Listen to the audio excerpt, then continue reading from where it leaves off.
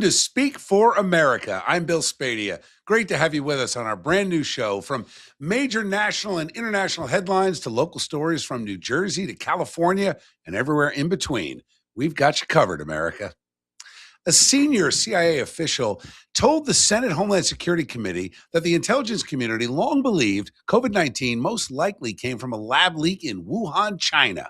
But top officials buried those assessments and retaliated against analysts who supported the theory. James Urban III said reports were actually rewritten to favor the natural origins narrative, citing pressure linked to Dr. Anthony Fauci's role and funding at the Wuhan Institute. Intelligence community leaders and senior analysts downplayed the possibility that the COVID pandemic originated as a result of a lab incident.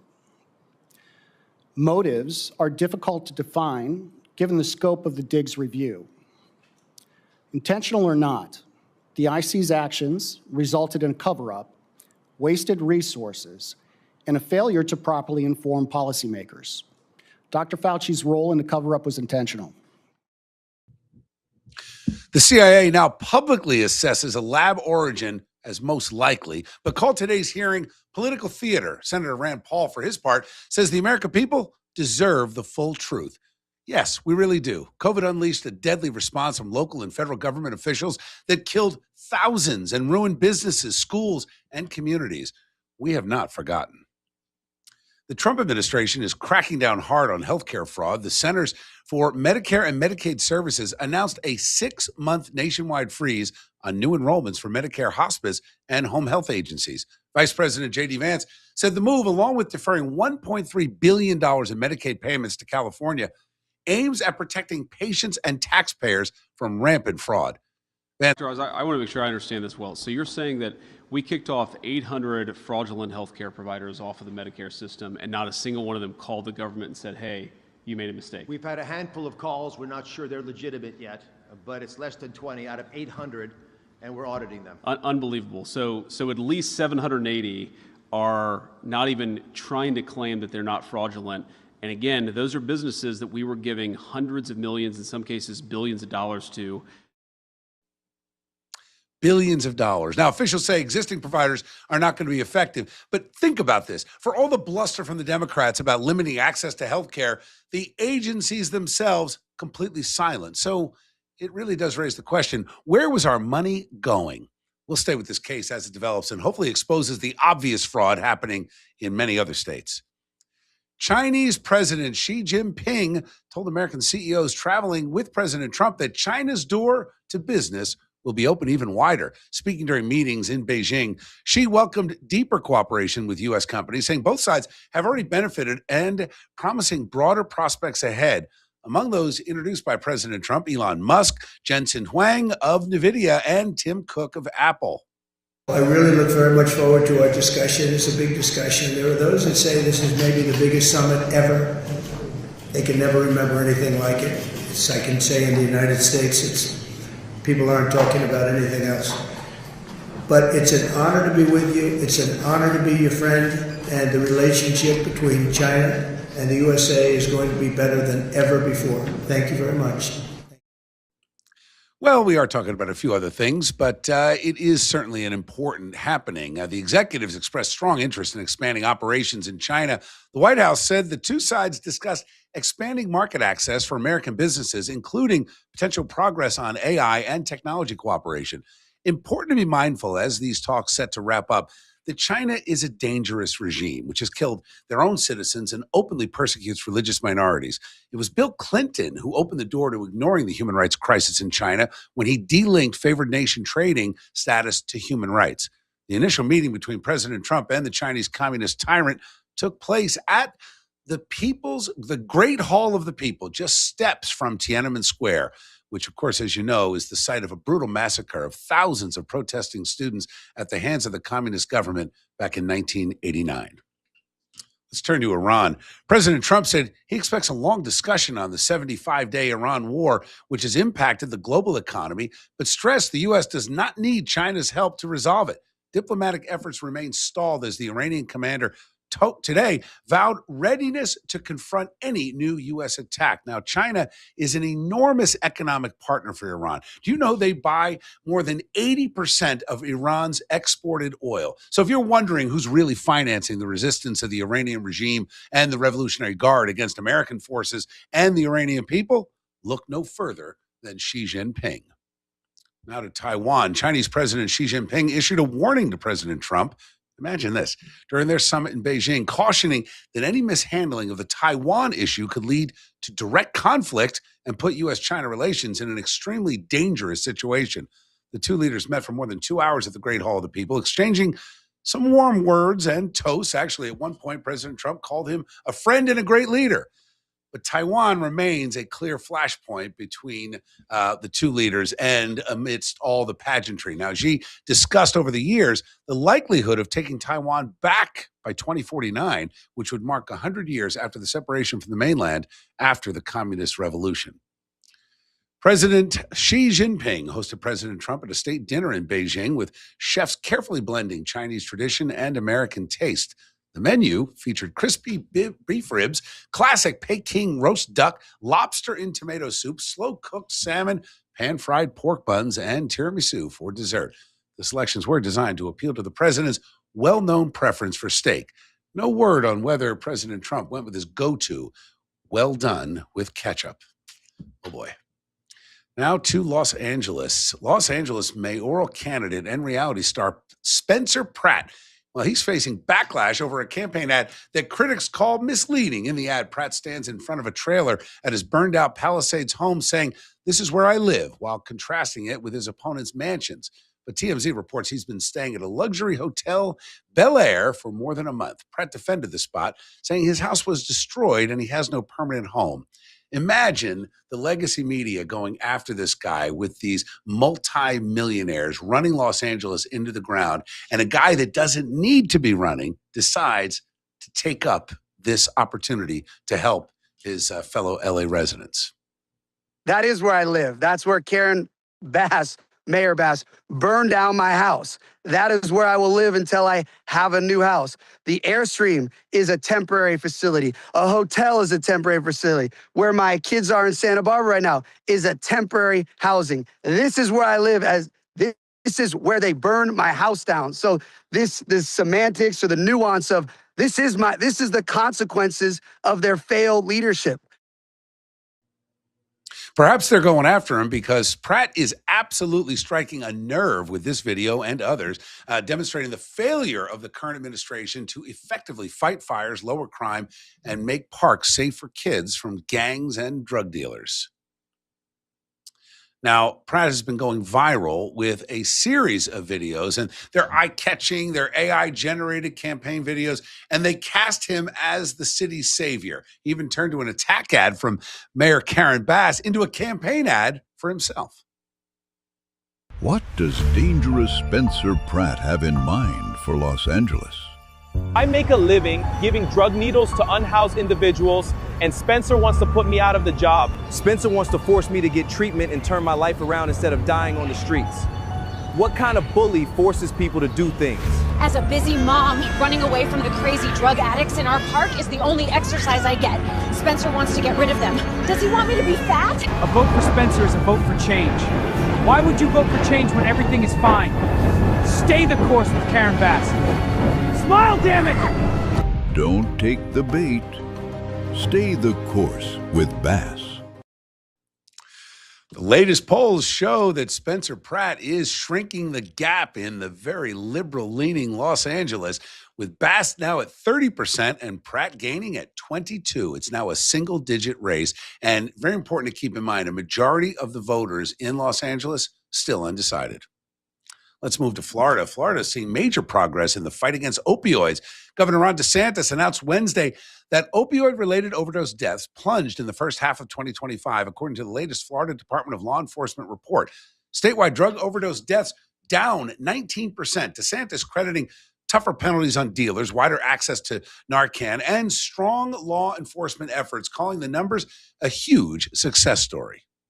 The report shows that statewide drug-related deaths decreased by 19% in the most recent reporting period and opioid-caused deaths dropped by 42%, and fentanyl-caused deaths specifically declined by 46%.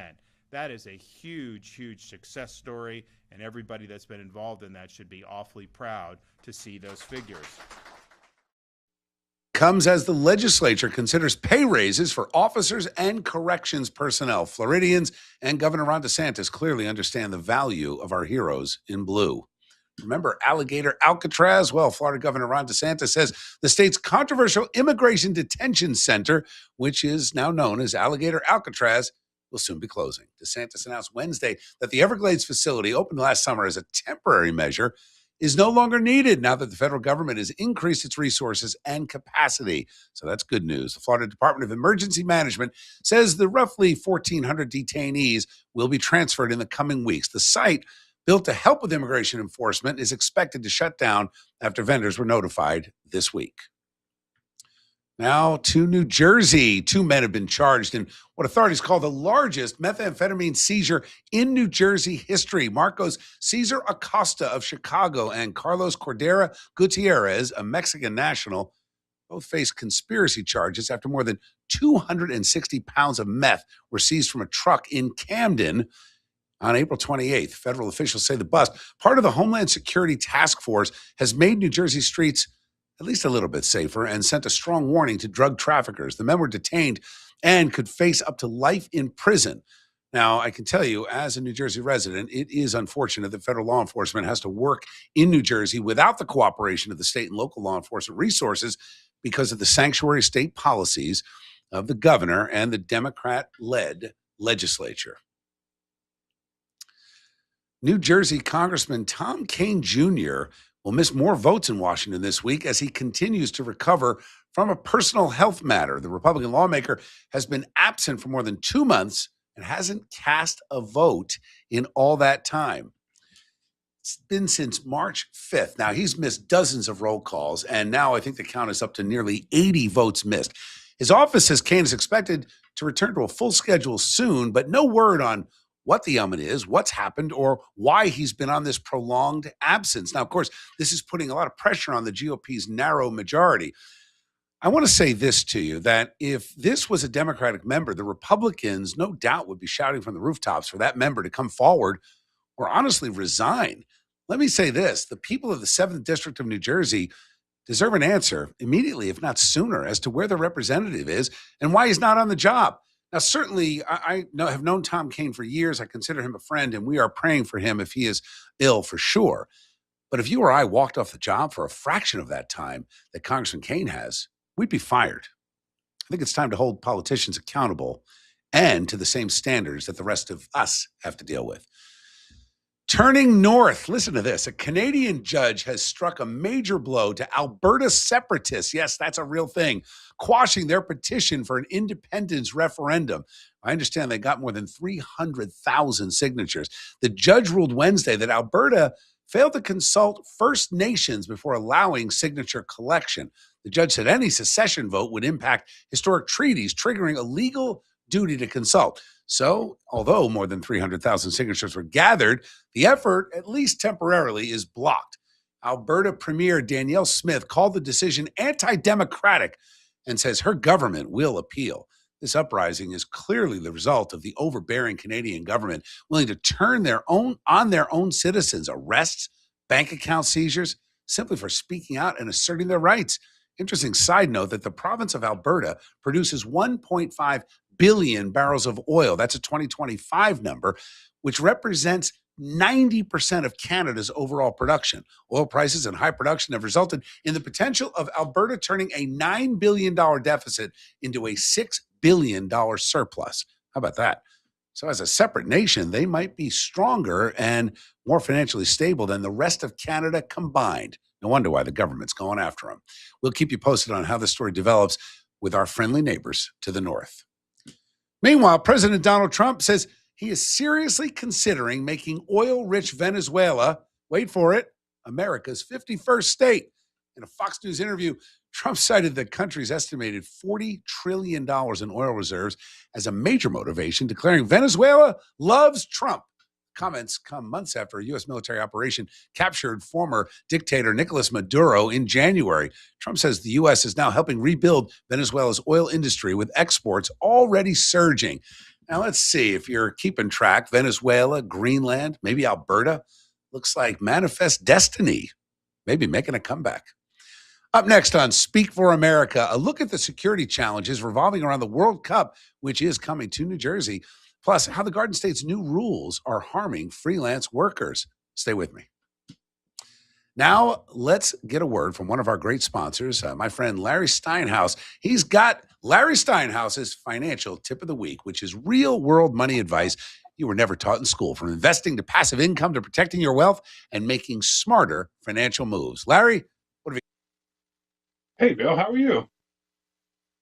I'm excited to see you. And I Great got to see tell you, Larry. I was thinking about what to talk about today. And you know what? Probably the most important thing that people should do is they should set aside some money. You know, it's interesting. A lot of people come to their age 60, 65, whatever, and they want to retire, and they realize they have no money. It's actually said that most people retire with an average net worth of about $200,000, not including their primary residence, which frankly isn't even close to enough. I mean, think about it. What are you going to you're going to live 10 years on $20,000 or 20 years on $10,000? It's just not going to happen. So start putting money away right now. In fact, anything that you could put away, even if it's a 401k plan, or if it's another investment account, or even just simply get into the habit of saving money. Take 10% of all the money you make every week, take your paycheck, take 10% and put it into a separate account. You know, it's funny, I've talked to people, I've trained people to do this, and they go like, I can't even make my bills. How am I going to put 10% away? Well, the funny thing is, after 2 or 3 months of doing it, they realize that 10% gets put away, and they actually start saving. Then you can start saving that money, and you can actually use it for investments. Maybe it's the stock market, maybe it's real estate, maybe it's something else. But at least do something. Try to get the habit of saving, and that will save you in your 60s. I'm Larry Steinhaus. This is Investor Schooling, and you can find out more about me by going to investorschooling.com. And I promise you, we can help you make a better life financially.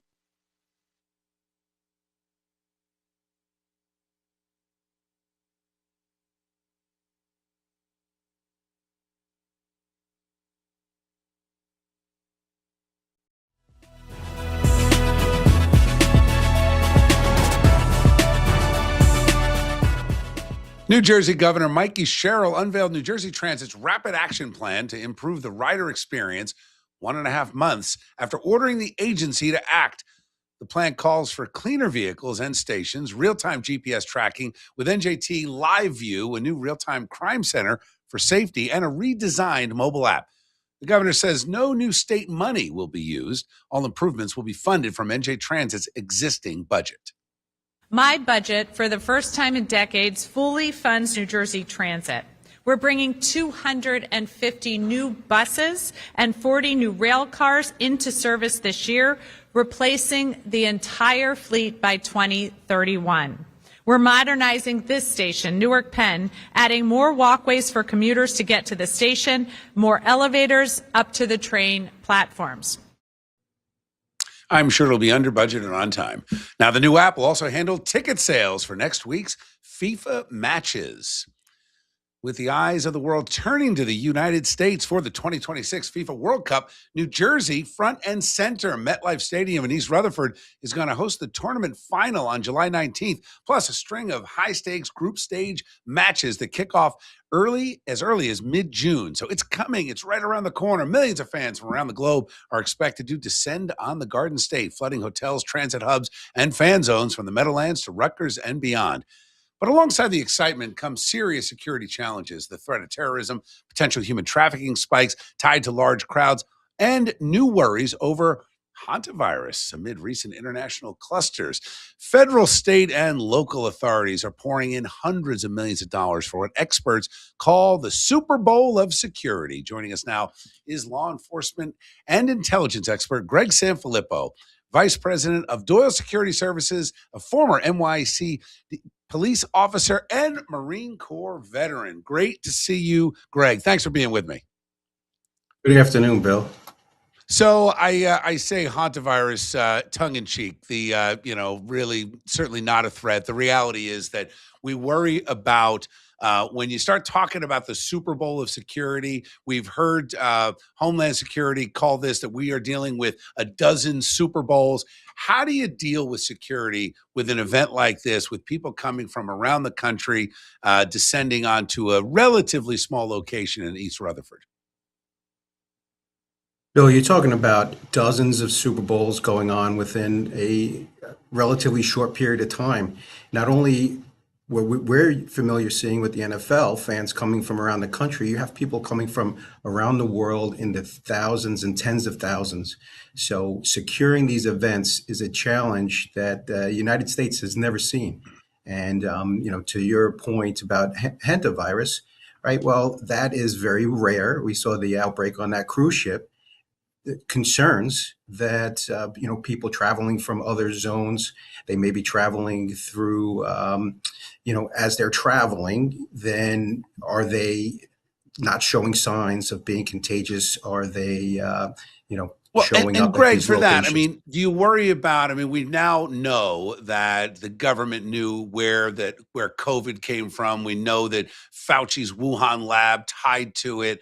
I get concerned. I think hantavirus is a ridiculous thing for people to worry about. You're not going to get it unless you're, proximity to rodent feces. I mean, these guys were trapped on a boat and sealed in their cabins. But I worry about the potential of a bioweapon, the potential of, now we know that this was a lab leak with COVID.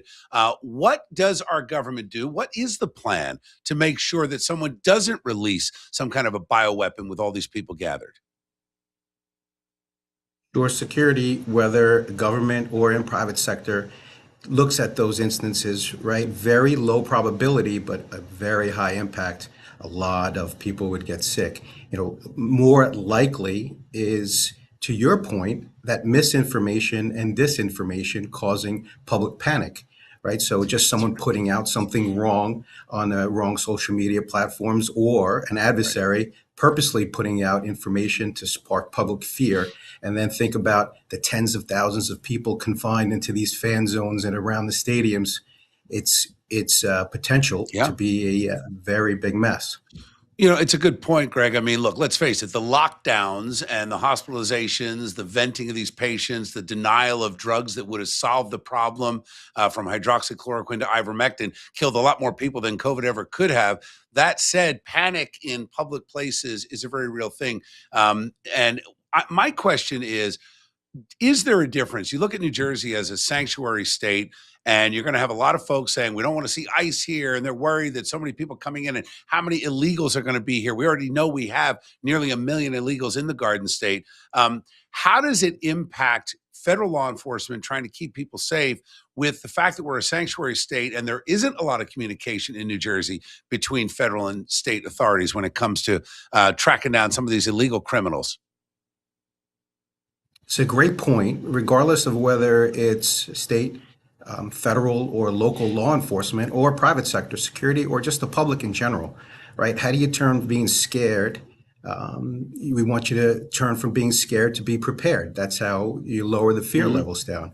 Know what's going on, know where you're traveling, have PPE, protective measures on hand.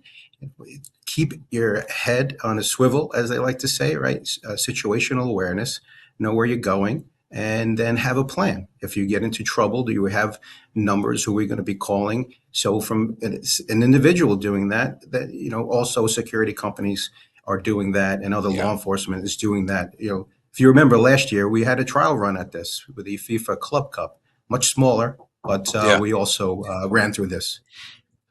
Let me ask you very quickly, we have about a minute left. Human trafficking, huge concern.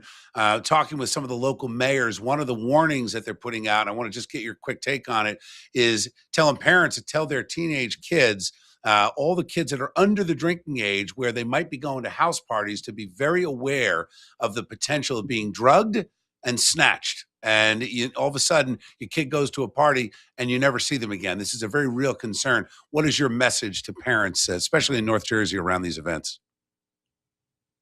It's the same message when we're looking at the threat from social media in general, right? You want to know where this information is coming from. You want to be aware of where what your children are, what sites they're on, who they're communicating with. And, if you see something, say something. It's not just about a suspicious package. It's about suspicious activity online. And there are numbers to call prior to that. Because a lot of times when you see these lone attackers, they do leak what they're intending to do on social media. Yeah, it's a great point. It's a great point. Greg Sanfilippo, thank you. Good to see you. My pleasure, Bill. All right, now turning to the Garden State's endless assault on small business and people just trying to make a living. Earlier this week, freelancers and business groups urged the New Jersey Senate Labor Committee to overturn the state's new independent contractor rules set to take effect October 1st. Now, critics, like our friends at the New Jersey Business and Industry Association, say the stricter so-called ABC test will destroy flexibility in the gig economy, raise costs, and kill jobs. Freelance writer Kim Kavin warned the vague rules leave her career in limbo, while arts leaders fear nonprofits will hire fewer artists, threatening a sector that generates nearly $700 million in economic activity. Freelance worker account for literally nearly 1.7 million workers in New Jersey, with thousands of small family businesses relying on their workforce. The so-called ABC test rules could literally cost hundreds of thousands of jobs and thousands of business closure. Joining me now, Kim Kavin. Kim, welcome to the show. Good to see you. Hi, Bill. How are you today? I'm doing great. This whole thing upsets me, concerns me. It's like an endless battle. It's like we're playing whack-a-mole with the rules in New Jersey to try to protect small business and individuals who just want to make a living. Now, you've built a successful career as a freelance writer and editor. Walk us through what a typical week looks like for you and why these rules are going to hurt you directly. So I have been a freelance writer and editor since 2003. It's 100% of my income. It's how I pay the mortgage. It's how I pay the vet bills. It's how I pay the grocery bills, everything. And what we have seen all across the country in recent years is these attempts to make it illegal to be a freelancer. It started in California. It has been happening at the federal level. I've testified in front of Congress 3 times about this now. And we really were hoping that in New Jersey, cooler heads would prevail. When Governor Murphy's administration proposed this rule a year ago, the public comment process was unbelievable. Usually the state gets maybe a couple dozen or 100 at most public comments about new rulemaking. This comment drew about 9,500 public comments. No kidding. Wow. Shockingly, 99% of them were against. We're telling the state to stop what it's doing. It was a massive, massive public outcry.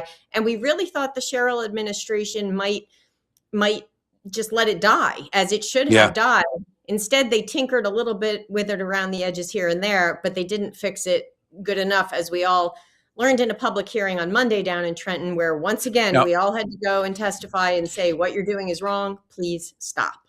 Well, you were there, and just so everyone understands, put simply, ABC, there are 3 criteria that you have to meet if you are an independent contractor. And what they're saying they want to do is root out the corruption and the fraud where people are not hiring employees, even though they're treating them like employees. And of course, this is all a money grab. It's all about getting more tax dollars. It's also, if I can be frank about it, about the AFL-CIO. We saw these guys in the back of the room acting like goons and trying to be intimidating and, tough guys with their bravado. The reality is they want to put the gig workers out of work to get more union dues in. But what they're going to do is wreck the economy. Now, for you who are freelancers, gig workers, small business owners, what do you want to say to them, Kim?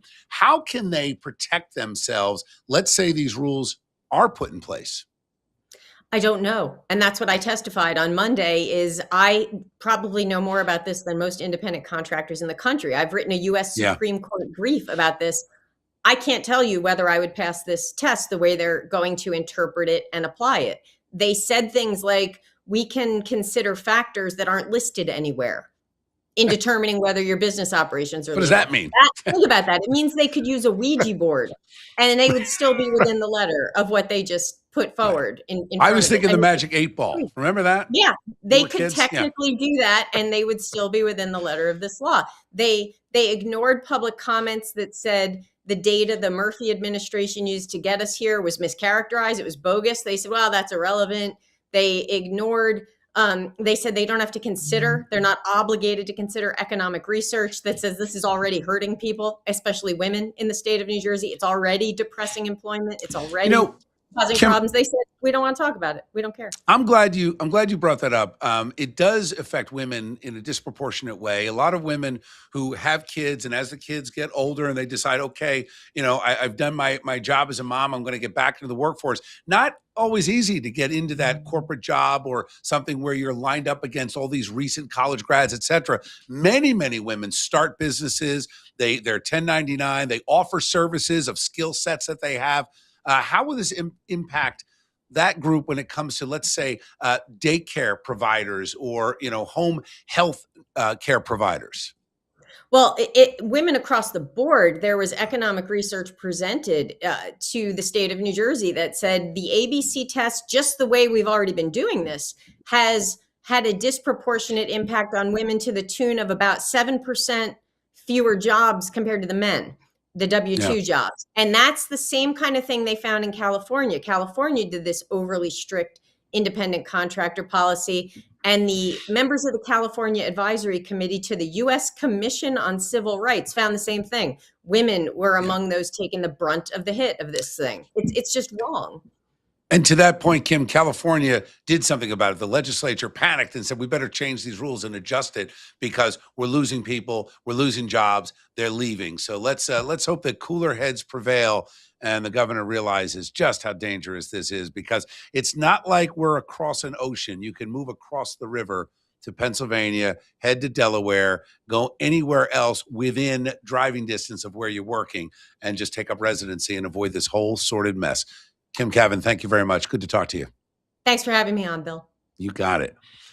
Up next, how President Trump's trip to China could impact Iran and the global oil market.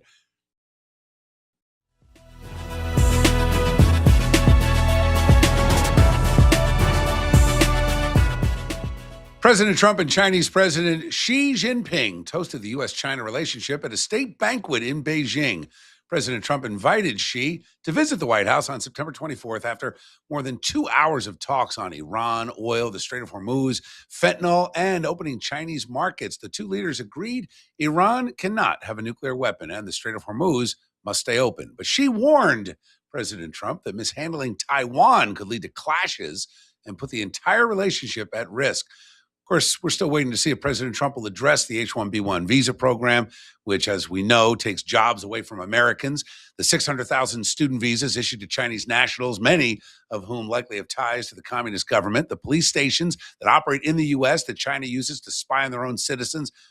And the more than 400,000 acres of agricultural land, mostly in and around our military bases, owned by Chinese nationals and with ties to the communist government. Now, tensions are spiking in the Strait of Hormuz. Authorities say a ship anchored off the United Arab Emirates was seized and taken toward Iran, while a cargo ship near Oman sank after an attack. Iran asserting control over the vital waterway and its right to seize U.S.-linked tankers. The incidents come as President Trump and China's Xi Jinping agreed the Strait of Hormuz must remain open.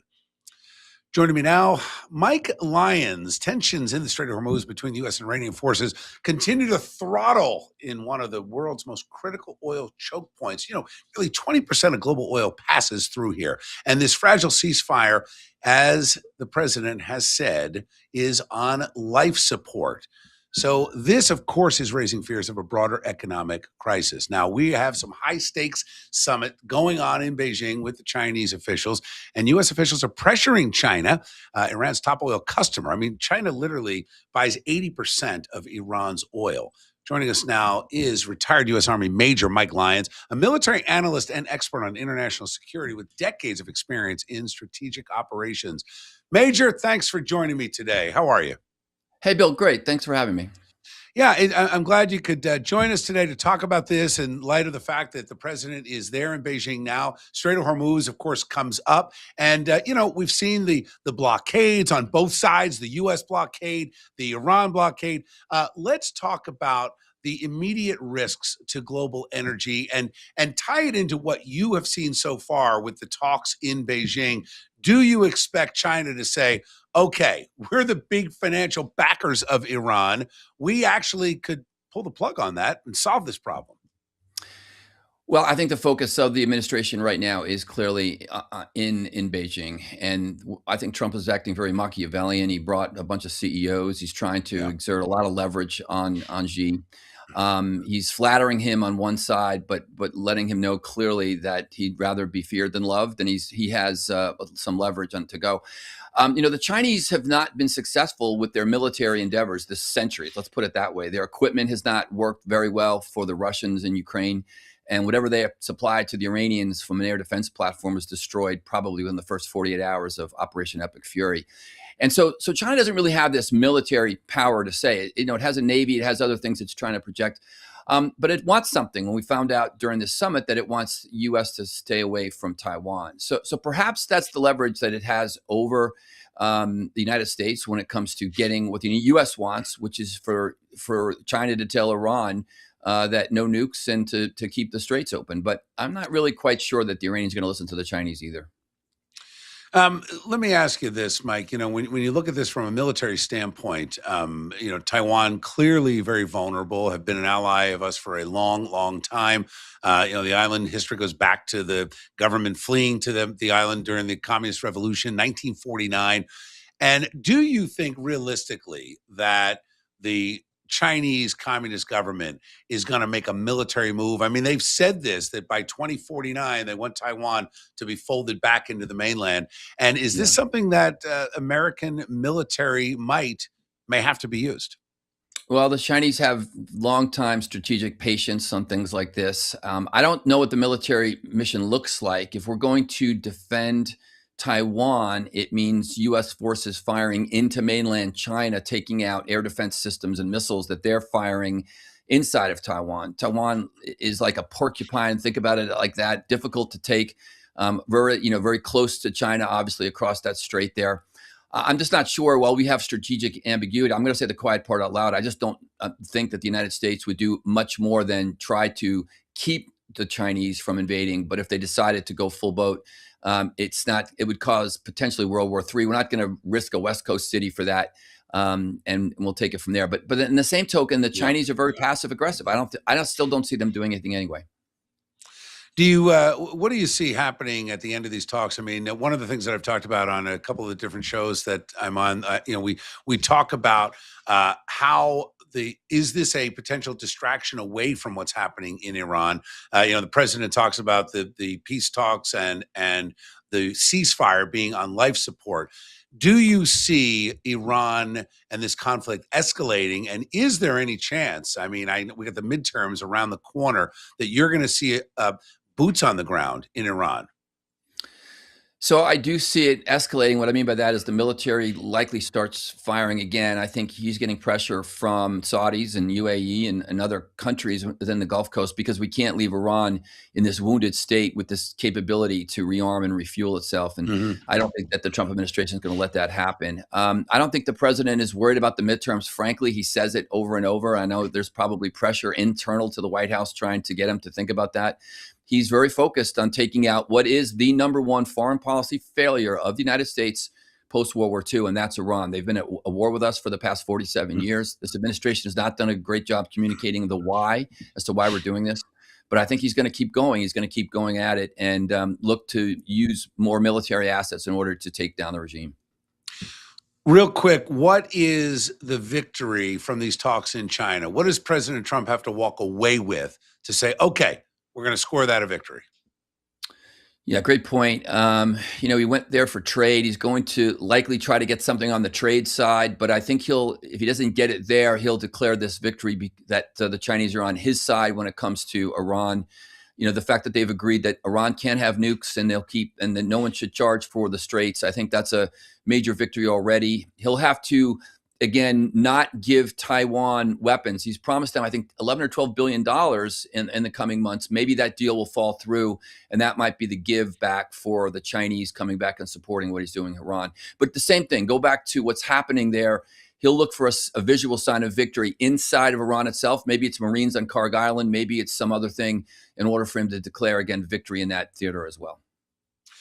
Real quick, rising gas prices. What do you see happening? I mean, we heard President Trump the other day basically dismiss the struggles of the American people with rising costs at every level and saying it didn't factor in. He just wants to stop Iran from having a nuclear weapon. That doesn't seem to be selling with the American people. Does the president have a PR problem with this multi-front strategy? Yeah, I think unfortunately he does, and he's not getting any help from those across the aisle from him who don't see the importance of what we're doing strategically. And it's unfortunate, but again, from a military perspective, it's we're taking care of all family business at the end of Godfather 1 right now. The Trump administration has been doing that since they took place. Yeah. Venezuela, Iran, Cuba's next. Let's face it, Cuba. Let's hopefully that we don't even have to deploy the Navy there. So I'm all for what's happening. We were going to war with Iran at some point in the history of the United States. In the continuum of our history, that was going to happen. I'm glad we're doing it now when Iran is weak. Yeah, get it over with, right? All right, retired U.S. Army Major Mike Lyons. Great to see you. We'll see you soon. Thanks, Bill. Thanks for having me. You got it. Coming up next, how will President Trump impact next week's election in Kentucky? Yes, all eyes on the 4th District in Kentucky. And is this going to be a real test for the upcoming midterm elections? Right now, I'd like to bring in our sponsor, Dr. Adriana Lombardi. She is a skin cancer and cosmetic surgery specialist at the Skin Cancer and Cosmetic Surgery Center of New Jersey. Doc? Hi, Bill. Thanks so much for having me again. Last week, you had asked me if there were any new exciting devices out there, and I just wanted to showcase one of them today. So this device is a radio frequency device, and it's used for tightening. So it tightens at 2 different wavelengths. One is superficial, and the benefit of that is that it's heating up the epidermis and the dermis for tightening for fine lines. But also it has a deeper effect. So that deeper effect heats at the level of the SMAS, which is where plastic surgeons do facelifts, and it helps to contract and sculpt at that level. The great thing about this device is that there's no downtime with it. You see immediate results and it doesn't hurt. There's no numbing involved at all. Our patients are loving it and they're getting great results with it. So this device has been over in Korea for years and they've been using it all over the body. Over the winter time, end of 25 and beginning of 26, it came over to us. It's been used for years and years, and we know the results are excellent. Let me show you some before and after photos so you can see for yourself how great this works.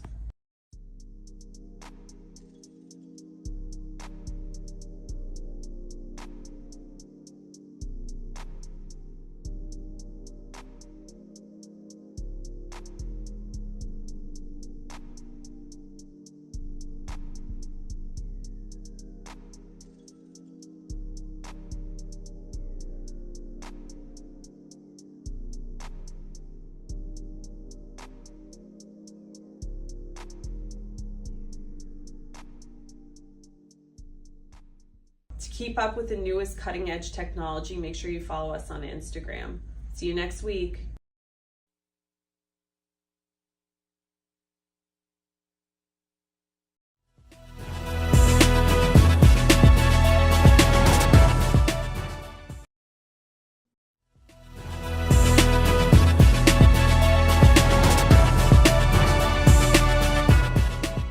Welcome back to Speak for America. I am Bill Spadea. Now, it's not often we get good news out of Washington, but listen to this. Senators just voted to stop paying themselves during future government shutdowns. The Senate unanimously passed the measure pushed by Louisiana Republican Senator John Kennedy, saying lawmakers should feel the same financial pain as the thousands of federal workers who went without pay during last year's record 43-day and then the second 76-day shutdowns.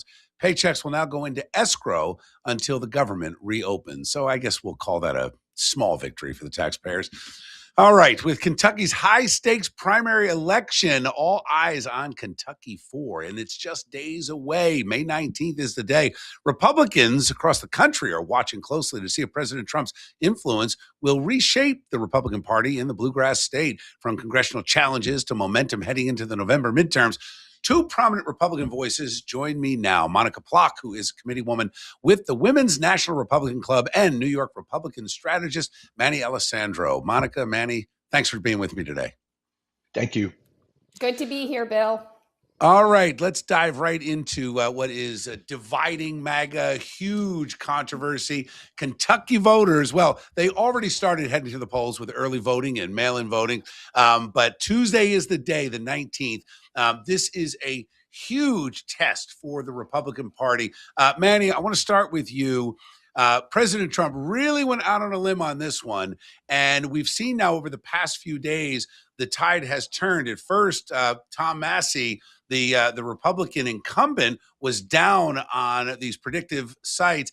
Now he's up, and a lot of experts saying that he could pull off a major upset and keep his seat. What are your thoughts? No, it's a great question.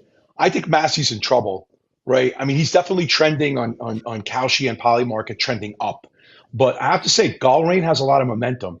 This race is really Trump versus Massey, right? Massey has been a thorn in Trump's side for many, many years right now. The problem I have with Massey is Massey's clearly a really smart guy. He went to MIT. I went to MIT. I have a lot of respect for him.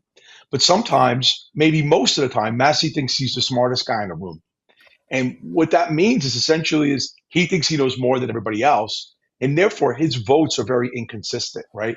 I don't think ideologically he's a consistent conservative. I don't even know if he knows what that means. He could claim he's a libertarian. I just think he has no discipline and he's erratic. And I think with this tight, the midterm elections coming up, and with the tight, small majority that the Republicans have, Trump cannot depend on Massey.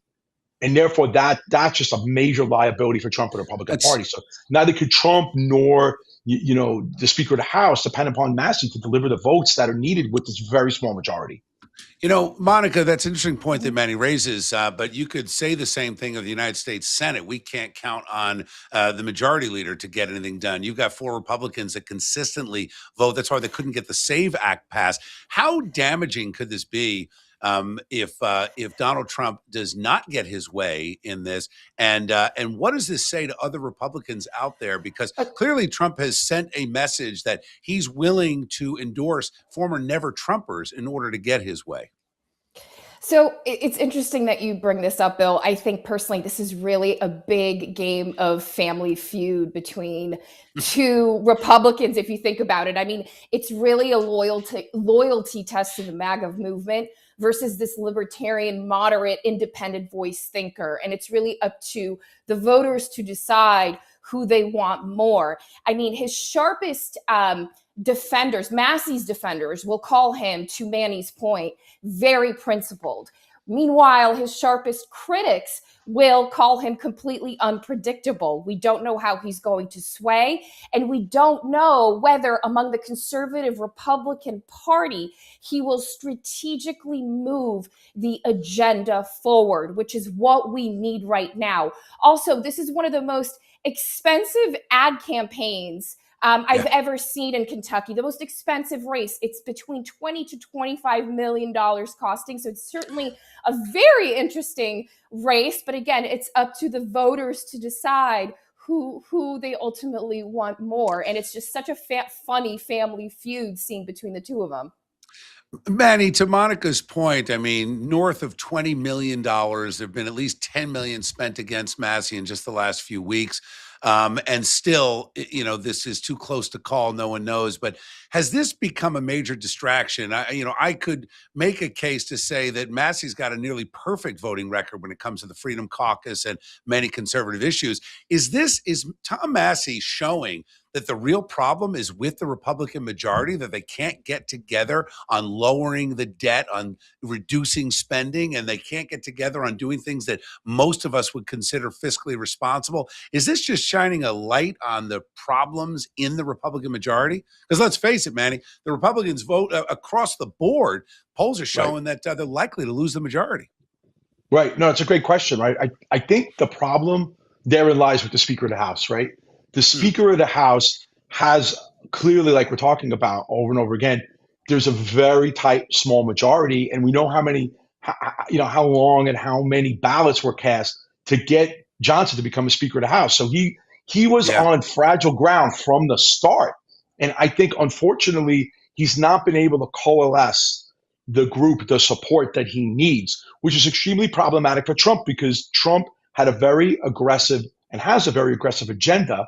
He's got a Republican House, a Republican Senate, and he's a Republican. Why have we not gotten things done like the SAVE Act, for example? Right. Well, how are we dealing with the filibuster? So if we couldn't get things done in the first 2 years of the Trump administration with the triumvirate of the presidency, the House, and the Senate, what will happen if we have Hakeem Jeffries, God forbid, Hakeem Jeffries, the Speaker of the House, and Thune still the Senate Majority Leader? What will happen then to Trump's initiative? We will be facing 2 years of investigation, subpoenas, letters. I mean, the letters will be flying. The paper will be flying all over the place, right? It will be nothing that will occur. No effective legislation. We'll be just mired in litigation and hearings. It's a great point, Manny. Monika, let's just talk for a minute about what it means when the President of the United States, I mean, I could make an argument that he is really punching down on this. And I'm not going to bring up his support of Lindsey Graham because it drives me crazy. And I just want to move past it because I'll get all riled up. But let's talk about this, that here you've got the president attacking Tom Massey personally. And certainly Thomas Massey is not the only Republican that has pushed back on some of Trump's initiatives. But what does this say? I mean, you're in New York, I'm in New Jersey. You know, we have to deal with a majority, the largest group of undecided, unaffiliated, independent voters who are completely turned off by the money in politics, turned off by the bullying and the top-down approach, and they just want their voices heard. What does this say for anybody that stands up and just says, hey, I've got a question about what you're doing? Is this a message that the Republican Party is going to operate as an authoritarian group, and that's it? Dissenting voices, not welcome.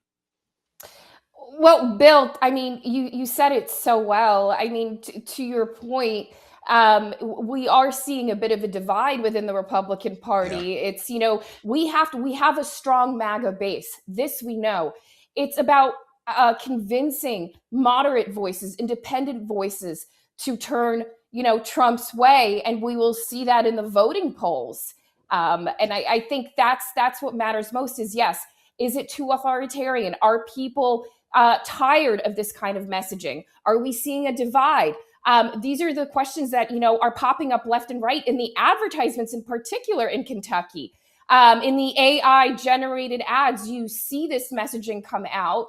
And the marketing behind this race is so important because it does bring up the question of what I brought up earlier, which is, in order to push that agenda forward, we need a fighter and a team player who's on our side that's going to push the agenda forward and not give unpredictable behavior. Okay, Monika Ploc, Manny Alicandro. Thank you, guys. Great to see you both. I'll see you again soon. Thank you. Thank you, All Bill. right, take care. So we will let you know what happens. I mean, this is a big deal. So all eyes on Kentucky 4. The vote will wrap up on the 19th. That is this coming Tuesday. And we will have all that broken down for you. And make sure you follow me on social media, on X, at Bill Spadea, to get the latest. All right. You can't make this up. This is right out of Central Casting. The mayor of Arcadia, California, has resigned after federal prosecutors charged her with, wait for it, acting as an illegal agent for the Chinese government. Yes, we call that a spy in layman's terms. Eileen Wang is expected to plead guilty to promoting PRC propaganda in the U.S. from 2020 through 2022 at Beijing's direction. The charge carries up to 10 years in prison. Officials call it another example of China's efforts to influence American institutions. Well, you can't make this up either. Staten Island, New York, a literal crush for crime. NYPD and sanitation crews destroyed 200 seized illegal mopeds and scooters. Police say they've taken 5,700 off the streets so far this year. We're only in May. That's up nearly 10% from last year. Commissioner Jessica Tisch calls the unregistered, often crime-linked vehicles a serious public safety threat. Borough President Vito Fossella warns riders, we know who you are. Your ride could be next. Couldn't they sell them? Maybe give them to somebody who needs it? I don't understand the destruction, but there we go. As we say, can't make it up. Okay, I want you to all enjoy a wonderful Memorial Day weekend with friends and family. I will be back the weekend after Memorial Day, but I do appreciate you watching. I enjoy spending time with you and enjoyed today and the conversations. I want to thank all of our guests, and I do look forward to continuing to speak for America. I am Bill Spadea. I'll see you next time.